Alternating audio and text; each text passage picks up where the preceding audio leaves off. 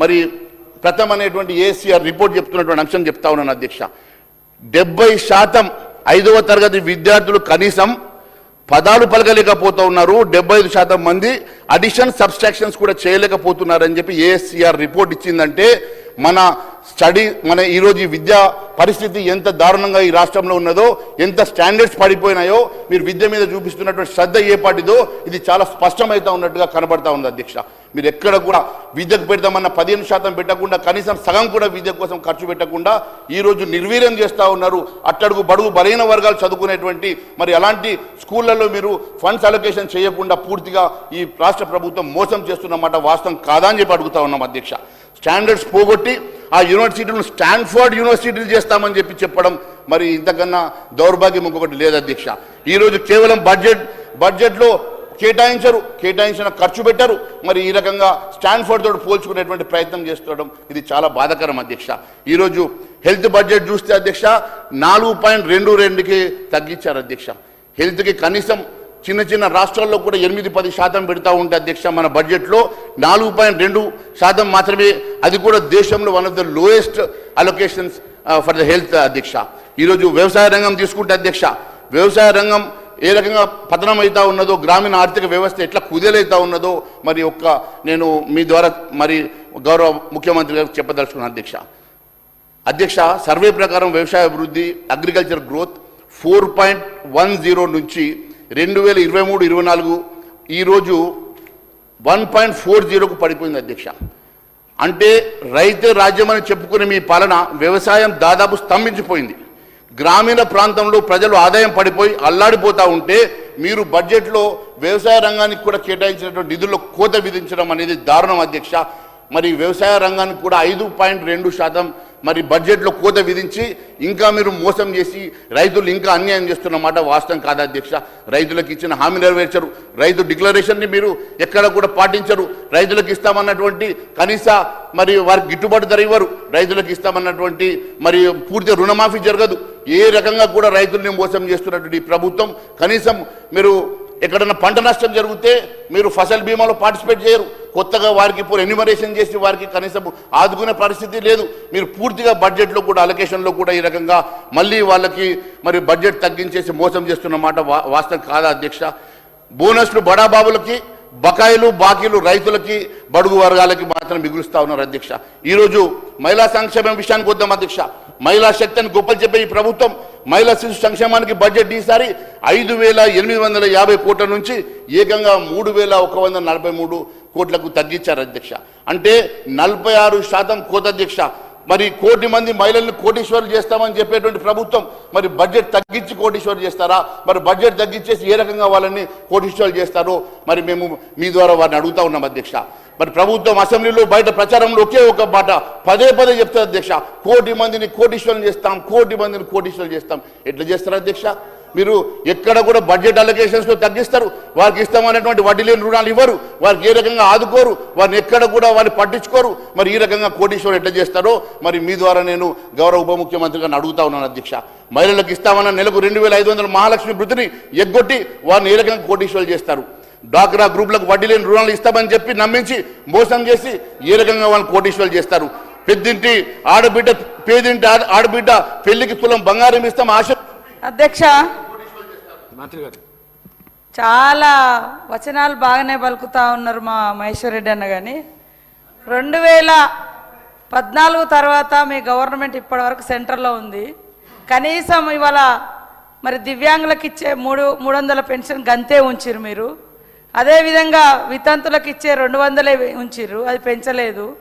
అదేవిధంగా ఇవాళ నల్ల చట్టాలను తీసుకొచ్చి ఎన్నో ఇబ్బందులు పెడితే మా రాహుల్ గాంధీ గారి యొక్క పోరాటంతో దిగొచ్చారు.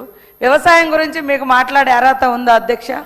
కనీసం మినిమం సపోర్ట్ ప్రైస్ కూడా మీరు ఇవ్వడం లేదు. ఇవాళ రైతులకు మేమేదో అన్యాయం చేసామంటున్నారు.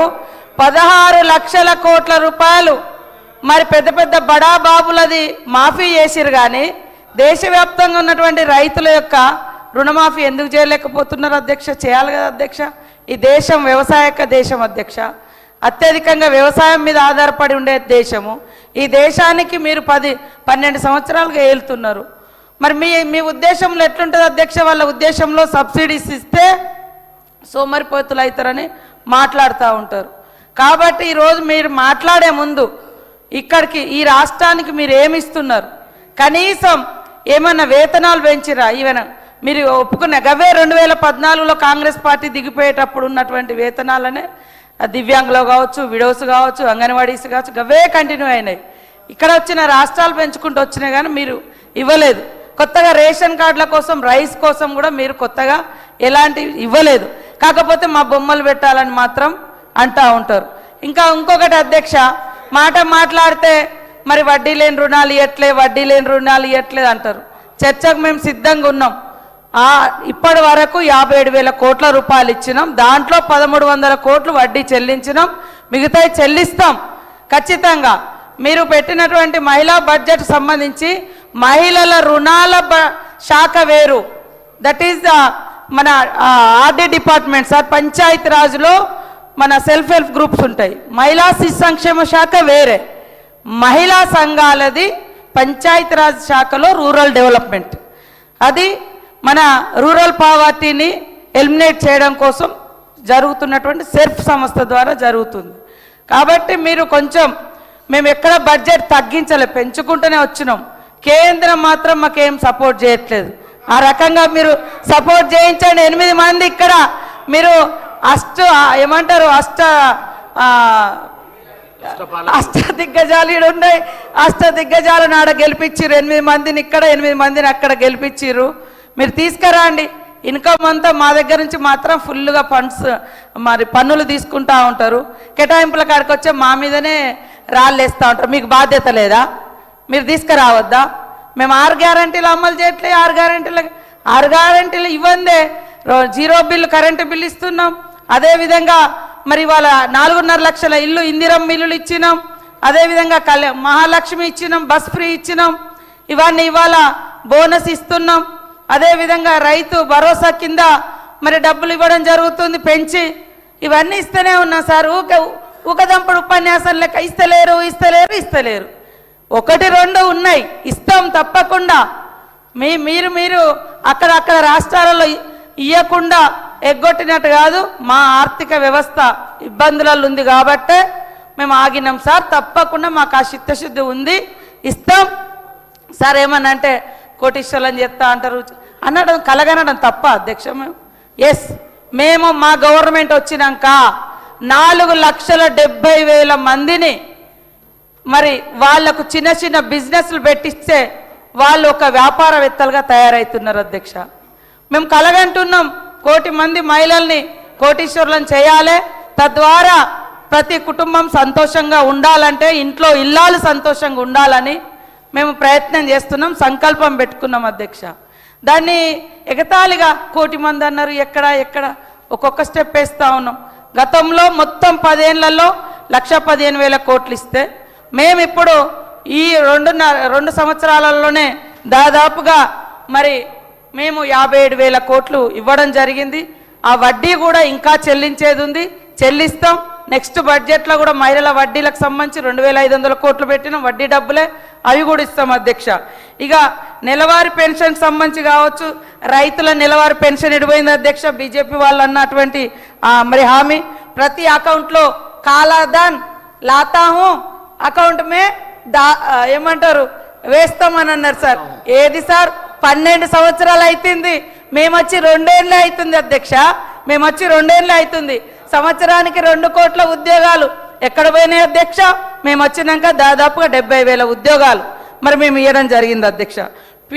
పెట్రోల్కు ఎవరు రేట్లు పెంచుతున్నారు అధ్యక్ష? మేమా అధ్యక్ష? ఈరోజు గ్యాస్ దొరకక ఇబ్బంది పడుతున్నది మీరును ట్రంప్ గారు. మరి అక్కడటువంటి ఇజ్రాయెల్ ప్రధాని, ఆయన ఫాదర్హుడ్ అట, మన ప్రధాని మదర్హుడ్ అట. అన్నాక 3 రోజులకే యుద్ధం స్టార్ట్ అయింది అధ్యక్ష. మరి ఇవన్నీ కూడా మీరు అనేక హామీలు ఇచ్చిర్రు. ఇవాళ అనేక 12 ఏళ్ల నుంచి మరి ఇబ్బంది పెడుతున్నారు. కాబట్టి ఇప్పటి వరకు కూడా అధ్యక్ష, ఇప్పటి వరకు కూడా రాష్ట్రం ఏర్పడి 12 సంవత్సరాలు అవుతుంది. వాళ్ళు వచ్చి కూడా 12 సంవత్సరాలు అవుతుంది. కానీ విభజనలో పెట్టినటువంటి హామీలు ఎందుకు అమలు చేస్తలేరు అధ్యక్ష? ఎందుకు అడ్రస్ చేస్తలేరు అధ్యక్ష? కూర్చోబెట్టి పెద్దన్న అని మా సీఎం గారు ప్రత్యేకంగా మిమ్మల్ని బడే బాయ్ అని కూడా పొగడడం జరిగింది. ఎందుకు మీరు ఈ సమస్యలను పరిష్కరించడం లేదు అధ్యక్ష? ఈ ముడిపెట్టి ఎందుకు ఉంచుతారు అధ్యక్ష? మరి ఇవన్నీ కూడా మీరు మాట్లాడాలి కదా, మీకు కూడా ఇక్కడ బాధ్యత ఉంది కదా. కేంద్రంలో మీరు ఇక్కడ నుంచి ఈ రాష్ట్రం నుంచి 8 మంది ఎంపీలను గెలిపిస్తే మీరేం తెచ్చారో చెప్పండి. మేము 8 మంది ఎంపీలం గెలిచిరు మా తరఫున. ఏమనంటే హేట్ స్పీచెస్, హేట్ విభజన, కుల మత, ఇవే ఇప్పుడు కూడా బడ్జెట్లో కూడా గదే మాట్లాడుతున్నాడు. పేదరికాన్ని బట్టి సమస్యలను బట్టి బడ్జెట్ మీరు ఇవ్వండి. మీరు యూపీ మీద ప్రేమ, బీహార్ మీద ప్రేమ, రేపు కేరళలో ఎలక్షన్లు ఉంటే అక్కడ ప్రేమ, ఎక్కడుంటే అక్కడ కోట్లు ఇస్తున్నారు సార్. మరి ఇక్కడ 8 మందిని గెలిపించిన వాళ్ళకి ఎందుకు ఇయ్యారు సార్? ఇవ్వాలి కదా. అందుకనే మా మహేశ్వర్ అన్న అన్నిటికీ సమాధానం చెప్పాలని కోరుతాం. గౌరవ మంత్రి గారు అధ్యక్ష, సబ్జెక్ట్ని డిబేట్ చేస్తూ ఎక్కడి నుంచి ఎక్కడికి వెళ్ళిపోయినారు. నేను వారిని అడుగుతా ఉన్నాను. మేము మీలాగా ఎక్కడ కూడా మేనిఫెస్టో రాయలే, మీలాగా మేము ఎక్కడ కూడా హామీలు ఇవ్వలే. మీరు హామీలు ఇచ్చి అధికారంలోకి వచ్చి ఈరోజు ప్రజల్ని మోసం చేసి మీకు మాట్లాడే అధికారం మీకు ఉన్నదని అడుగుతా ఉన్నాను. అనేక అంశాలు మాట్లాడుకుంటూ కేంద్రం మీద నిందలు వేస్తూ ఉన్నారు కదా అధ్యక్ష. బహుశా మరి వారికి తెలుసో తెలియదో, ఈ రాష్ట్రంలో ఈ దేశంలో బీమారు ఎవరు తీసుకొచ్చారు అధ్యక్ష? బీమారు చట్టం తీసుకొచ్చింది వాళ్ళ గురువు గారు, ఈ రాహుల్ గాంధీ గారి ఫాదర్ రాజీవ్ గాంధీ గారు తీసుకొచ్చారు. రాజీవ్ గాంధీ గారు బీమారు తీసుకొచ్చి బీమారు ద్వారా ఈ దక్షిణ తెలంగాణ నిధులన్నీ కూడా వారికి ఉత్తర తెలంగాణకి ఆ 4 రాష్ట్రాలకి అత్యధికంగా 400% నిధులు ఇవ్వడానికి మరి వారు తీసుకొచ్చే చట్టం ద్వారా వెళ్తూ ఉన్నాయి. కానీ మీరు ఒకసారి చూస్తే కేంద్రము తెలంగాణ అంశంలో అధ్యక్ష ఇంతకుముందు డెవల్యూషన్ ఆఫ్ ఫండ్స్లో 32% కాంగ్రెస్ అధికారంలో ఉన్నప్పుడు ఇచ్చింది. కానీ ఈరోజు డెవల్యూషన్ ఆఫ్ ఫండ్స్లో మరి నరేంద్ర మోడీ గారు గౌరవ ప్రధానమంత్రి అయిన తర్వాత 42%కి పెంచారు. అంతేకాదు అధ్యక్ష, ఈరోజు అత్యధికంగా తెలంగాణకి ఈరోజు దాదాపుగా 80% ఆఫ్ ద ఫండ్స్ వివిధ రూపాల లోపల ఈ 3.5 సంవత్సరాల్లో ఈ తెలంగాణ రాష్ట్రానికి ఇచ్చారు అధ్యక్ష. దానికి కావాల్సినటువంటి మరి నేను మీకు మరి పూర్తిగా డాక్యుమెంట్ ఇస్తాను అధ్యక్ష. ఇది పూర్తిగా దిస్ ఈజ్ ద డాక్యుమెంట్ అధ్యక్ష. ఈ డాక్యుమెంట్ మీకు నేను మరి ప్రొవైడ్ చేస్తాను అధ్యక్ష. కాంగ్రెస్ గతంలో ఇచ్చిన 32% అగేన్స్ట్గా 42% డెవల్యూషన్ ఆఫ్ ఫండ్సే కాకుండా అధ్యక్ష మరి డిఫరెంట్ స్కీమ్స్ ద్వారా కేంద్రం నుంచి వచ్చే గ్రాంట్స్, ఇన్ఎయిడ్స్, కేంద్ర ప్రయోజిత పథకాలు సిఎస్ఎస్, సెంట్రల్ సెక్టర్ స్కీమ్స్, వీటన్నిటిని కలిపి లెక్కేస్తే ఈ 6 ఏళ్లలో తెలంగాణ ప్రతి రూపాయికి 80 పైసలు. మొన్న నిర్మలా సీతారామన్ గారు పార్లమెంట్లో ఇచ్చినటువంటి మరి జవాబులో అంశంగా నేను చెప్తా ఉన్నాను అధ్యక్ష. 3,76,175 కోట్ల రూపాయలు తిరిగి ఇచ్చినట్లు source ministry of finance statement Nirmala Sitharaman Lok Sabha question ద్వారా ఇచ్చారు అధ్యక్ష. అనెక్సర్ 5 నేను మీకు అనెక్సర్ 5 నేను మీకు ప్రొవైడ్ చేస్తున్నా అధ్యక్ష. Annexure 5 is ready with me, I will provide for you అధ్యక్ష. ఈరోజు కేవలం ఏదో మాట్లాడాలి కాబట్టి దిస్ ఈజ్ ద పేపర్. కావాలంటే మరి ఒకసారి స్పీకర్ గారికి ఇవ్వండి, గౌరవ మంత్రి గారు చూసుకుంటారు. 80%, మిగిలిన 20%లో అధ్యక్ష ఒకవైపు మీరు ఇచ్చిన చట్టం ప్రకారము ఆ బీమారు రాష్ట్రాలకు 400% మరి డబ్బులు కట్టాలా, ఇటు కేంద్రంలో ఉన్నటువంటి మరి డిఫెన్స్ సిస్టమ్ని ఇవన్నీ సిస్టమ్స్ రన్ చేయాలా, మరి సెంట్రల్ స్కీమ్స్ రన్ చేయాలా, ఎక్కడికి రూట్ పడతాయి అధ్యక్ష డబ్బులు. అయినా కూడా 80% తెలంగాణకి ఇచ్చి తెలంగాణను ఆదుకున్నటువంటి ఏకైక ప్రభుత్వం భారతీయ జనతా పార్టీ ప్రభుత్వం అధ్యక్ష. ఇంత చేసిన తర్వాత కూడా కేవలం మీకు చేతగాక మీరు ఈ ప్రభుత్వం నడపలేక ఏదో ఒక నిబంతో కేంద్ర ప్రభుత్వాన్ని మీరు ఏదో ఒక రకంగా బదనాం చేసేటువంటి ప్రయత్నం చేయడం ఇది చాలా బాధాకరం అధ్యక్ష. ఈ రోజు నేను ఒకటే చెప్తా ఉన్నాను, కేవలం మీరు నోటికి వచ్చినట్లు మాట్లాడి మీరు ఆధారాలు లేకుండా ఈరోజు కేంద్రాన్ని నిందించేటువంటి పరిస్థితి దయచేసి మానుకోవాలని చెప్పి గౌరవ మంత్రి గారు నేను కోరుతా ఉన్నాను అధ్యక్ష.